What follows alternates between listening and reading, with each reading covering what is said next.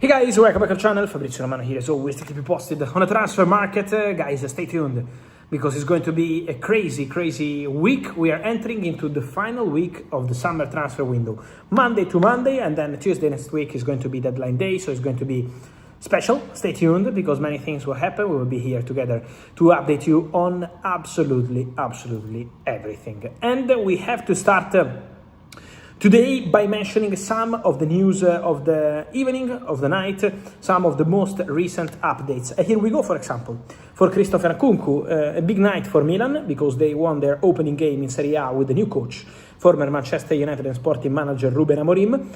Rafael Leao was out, but the here we go is for Christopher Nkunku, who is leaving AC Milan and joining Leipzig. The deal is agreed.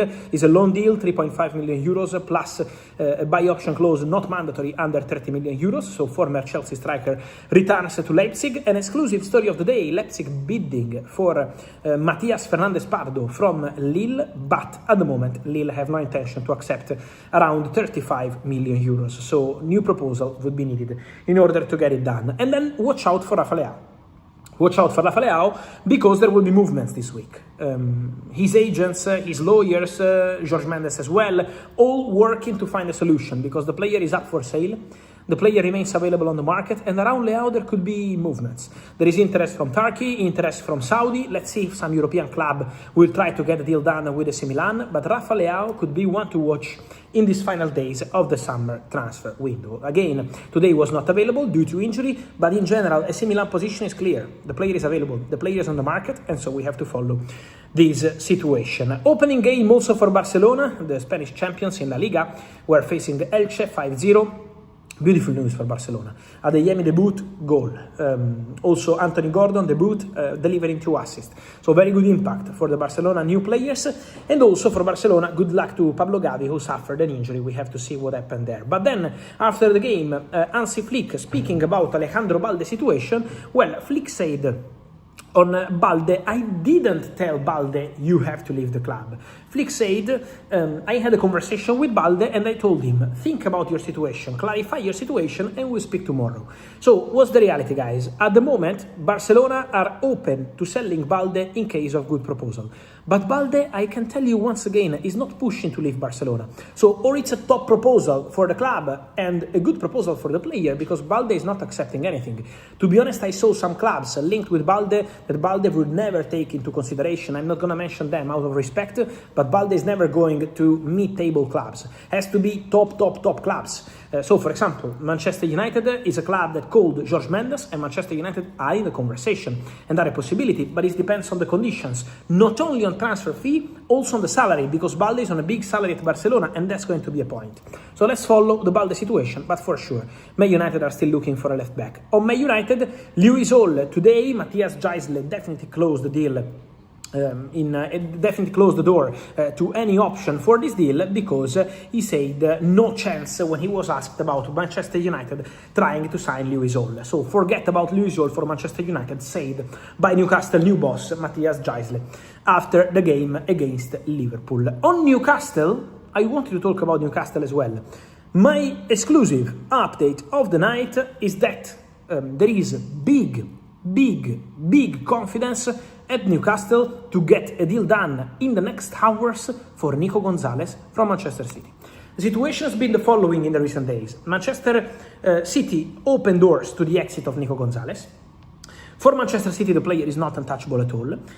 In the Sunday game, the opening game of Enzo Maresca at home, nothing changed in terms of midfielders because Nico Gonzalez was not playing and was not starting for Manchester City. So the message from the coach was quite clear. Imagine that Manchester City lost Bernardo, Manchester City lost Rodri, Manchester City lost Tijani Reinders. In this emergency situation, waiting for Boadi, he's arriving tomorrow, and waiting for the new signings, Nico Gonzalez is not even playing. There was Marguerite in midfield, so the message is clear, you can go. And Nico Gonzalez now understands about the club position. So despite Nico fighting to try stay at Manchester City, they are open to selling, and now Newcastle have confidence. My understanding is that the agreement Newcastle-Manchester City is at the final stages, and also the conversation with the player is now underway. So work in progress, is not a done deal yet. Newcastle want to be careful till the very end because it's not been an easy window. Newcastle fans know, but Newcastle are working hard on this one. And my understanding is that the new coach, Matthias Gisele, is absolutely involved. Gisele is pushing, Gisele is trying to present the project with ambition also to Nico Gonzalez, and so keep an eye on this one, because could be here we go in the next 48 hours, if all goes to plan, for Newcastle United. Talking about opportunities and big names, guys, I also wanted to mention to you the situation of Julian Alvarez. It's been a very tense afternoon at the Metropolitano.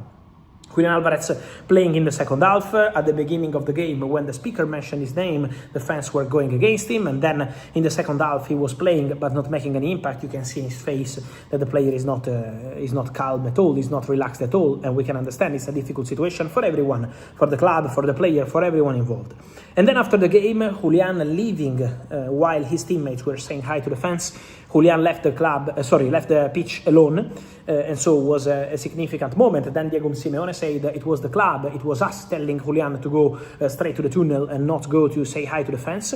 But at the same time, guys, the situation around Julián is tense. So it's going to be an important week, because Atletico Madrid insist on their position. They don't want to sell to Barcelona, but Barcelona, as of tonight, Sunday night, almost Monday, they didn't send any bid for any other striker yet. So this week will be crucial to understand if Barcelona will move on a different target or will keep waiting for a miracle on the Julian Alvarez story.